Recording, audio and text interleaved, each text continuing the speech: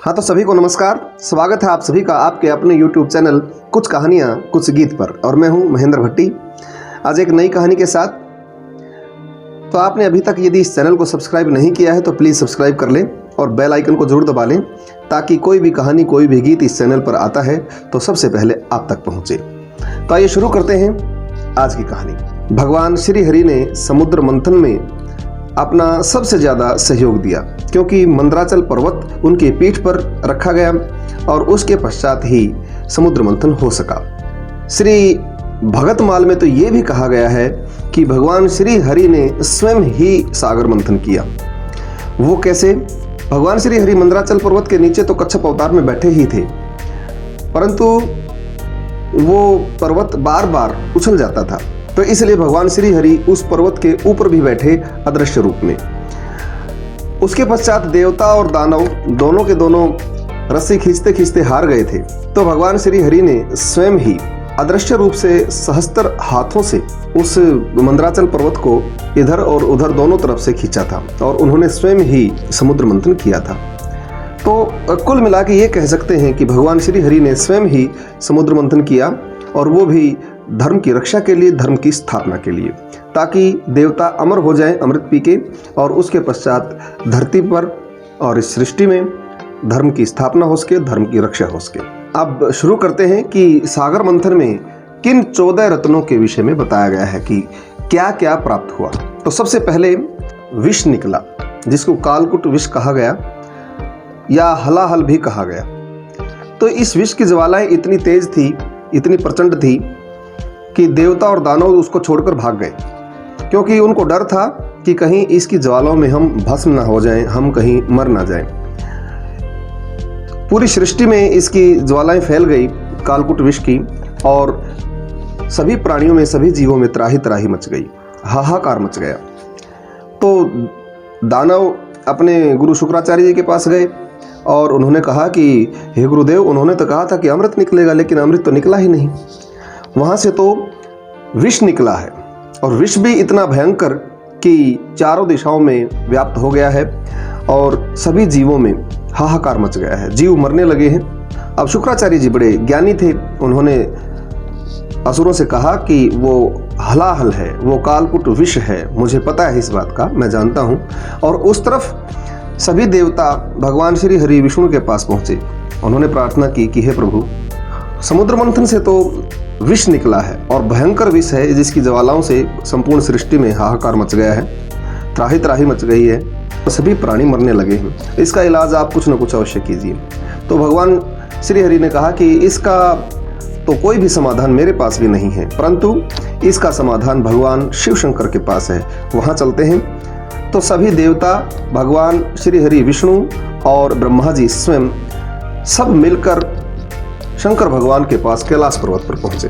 उन्होंने भगवान शिव शंकर से प्रार्थना की और भगवान शिव शंकर ने उस कालकुट विष को अपने कंठ में धारण किया। जैसे ही उन्होंने इसको कंठ में धारण किया तो उनका कंठ नीला पड़ गया, और यहीं से भगवान शंकर का नाम नीलकंठ भी पड़ा। तो कालकुट विष एक तरह से हमारे मन के जहर, मन के विष का प्रतीक है। अर्थात यदि हमें अमृत रूपी भगवान को प्राप्त करना है तो हमें अपने मन का विष सबसे पहले निकाल कर फेंकना होगा। जब तक मन का विष नहीं निकलेगा तब तक हम परमात्मा की प्राप्ति नहीं कर सकते। तो दूसरे नंबर पर कामधेनु गाय निकली। कामधेनु गाय अग्निहोत्री यज्ञ की सामग्री उत्पन्न करने वाली गाय कही जाती है, और यह गाय मन की निर्मलता का प्रतीक है। मन की सभी इच्छाओं को पूर्ण करने में यह गाय समर्थ थी, और इसको ब्रह्मवादी ऋषि मुनियों ने ग्रहण किया। तीसरे नंबर पर उच्छर्वा घोड़ा निकला। यह एक ऐसा घोड़ा था सफेद रंग का, जो बहुत ही तेज चलता था, अर्थात मन की गति से भी तेज चलने वाला घोड़ा इसको कहा जाता है। और इस घोड़े को दानवों के अर्थात असुरों के राजा बलि ने ग्रहण किया। उच्छर्वा घोड़ा एक तरह से कहें तो मन की गति का प्रतीक है। यदि हम मन की गति पर विराम नहीं लगाते और अपने मन को इधर उधर भटकने से नहीं रोक सकते तो हम अमृत रूपी भगवान श्री हरि को प्राप्त नहीं कर सकते। चौथे नंबर पर ऐरावत हाथी निकला।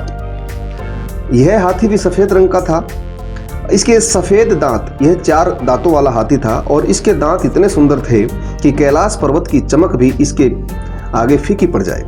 इस हाथी को इंद्रदेव ने ग्रहण किया और ऐरावत हाथी बुद्धि का प्रतीक माना जाता है। अर्थात हम अपनी बुद्धि से ही अपनी काम, क्रोध, मोह, वासना, ये 4 हमारे शरीर के अंदर विकार हैं, तो हम अपनी बुद्धि से इन 4 विकारों पर काबू पाकर भगवान श्री हरि को प्राप्त कर सकते हैं। 5वें नंबर पर कौस्तुभ मणि निकली। एक मणि थी बड़ी सुंदर, इस मणि का नाम था कौस्तुभ मणि और यह मणि भक्ति का प्रतीक थी और भगवान श्री हरि विष्णु ने स्वयं इस कौस्तुभ मणि को अपने हृदय पर धारण किया। यह मणि भक्ति का प्रतीक है। यह भी कह सकते हैं कि जब तक आदमी का मन पूरी तरह से भगवत में या भक्ति में नहीं रम जाता तब तक परमात्मा को प्राप्त नहीं किया जा सकता। अब 6ठे नंबर पर कल्प वृक्ष निकला। कल्प वृक्ष के बारे में आपने सबने सुना होगा। यह एक ऐसा वृक्ष था जो मन की हर इच्छा को पूर्ण करने में सक्षम था। सभी देवताओं ने इसको मिलकर स्वर्ग में स्थापित कर लिया और कल्प वृक्ष को यदि हम देखें तो यह मन की इच्छाओं का प्रतीक है और जब तक हम अपनी मन की इच्छाओं को नहीं मारते, जब तक हम अपनी मन की इच्छाओं पर काबू नहीं कर सकते, तब तक हम भगवान श्री हरि को प्राप्त नहीं कर सकते। 7वें नंबर पर एक अप्सरा निकली। उस अप्सरा का नाम था रंभा, यानी कि रंभा अप्सरा।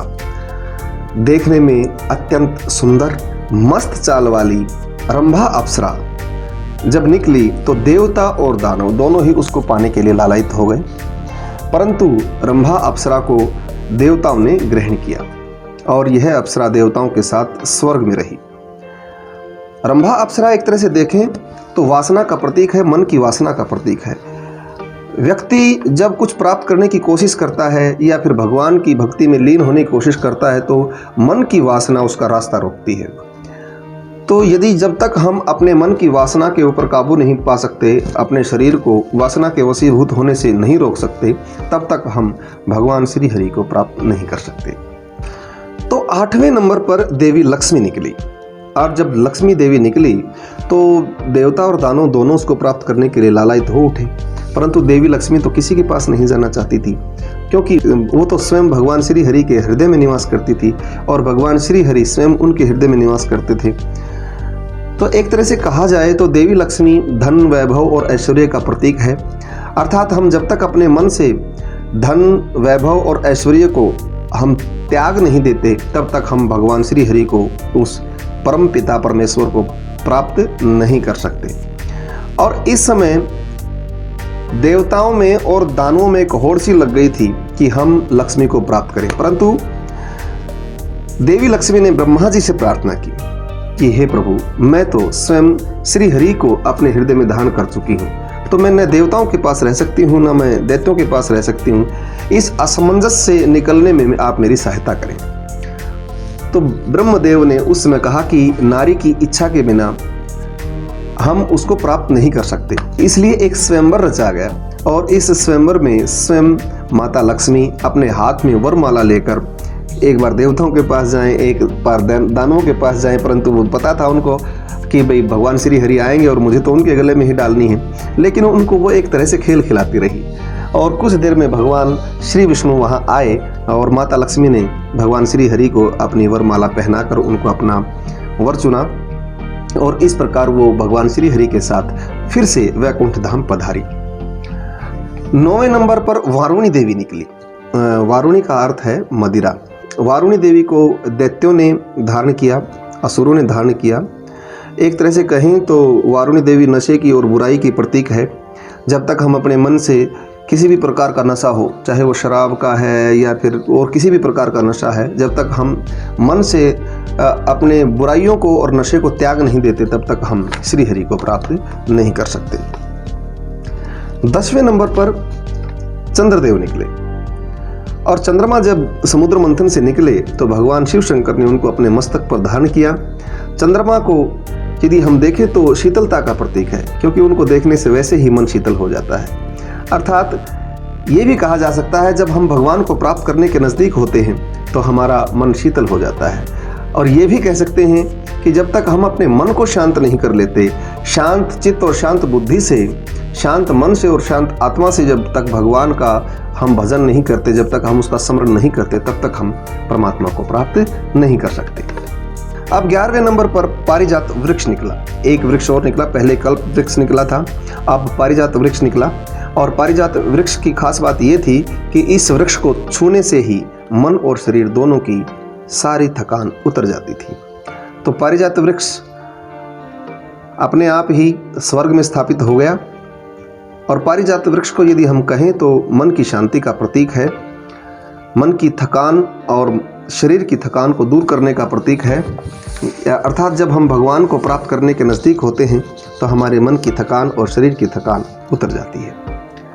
12वें नंबर पर एक शंख निकला जिसका नाम था पांचजन्य शंख। और यह शंख भगवान श्री हरि विष्णु ने स्वयं धारण किया। आपने देखा भी होगा जब महाभारत का युद्ध हुआ तो श्री कृष्ण भगवान के पास वो शंख था और इस शंख की ध्वनि विजय की ध्वनि थी, शुभ की भी ध्वनि थी। यह शंख विजय का भी प्रतीक है और शुभ का भी प्रतीक है, अर्थात शुभ कार्यों में भी शंख की ध्वनि की जाती है।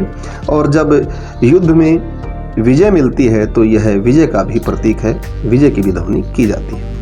अब 13वें नंबर पर भगवान धन्वंतरी स्वयं प्रकट हुए अमृत कलश लेकर। उनके हाथों में अमृत कलश था जिसको देखते ही असुरों ने भगवान धन्वंतरी से वो कलश छीन लिया और उसको पीने की होड़ में वो भागने लगे। यहाँ भी भगवान श्री हरि ने लीला रची और एक बहुत ही सुंदर नारी का रूप उन्होंने धारण किया और वो अमृत कलश उन दैत्यों से ले लिया। आप बुद्धि से कहें या छल से कहें, उन्होंने सभी देवताओं को अमृत पिलाया।